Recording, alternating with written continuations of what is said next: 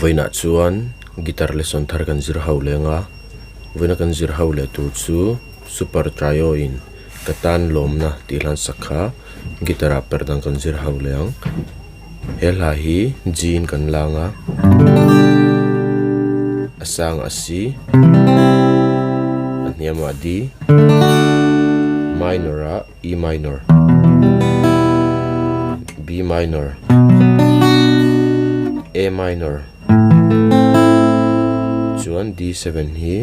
agan mang tel bokang alan en karon play milna chuan G thawala in kepo hi first fret a karon vuanga chuan G sharp in ala tin ani chu original a chuan he la po hian strum dan chi khat kan nei lenga chu tiang kan strum anga down down up down up down down down up ya kan strum ang down down up down up down down down up na na na na na na na na na di vela kha chun voi khat chord tina voi khat kan down strum ang up down up down down down up down down down up down down down kana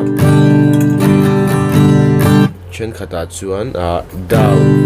down down up te kan mang te lang ta te hian na na na na na down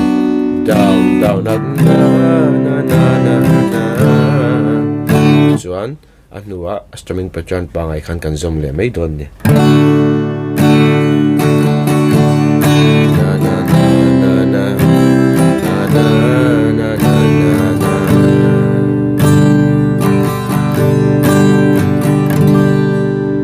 dikhan ala pumpui kan strum chuak ngo chuan ala melin karon play lenga uluk dun ilo ngai thlale don nia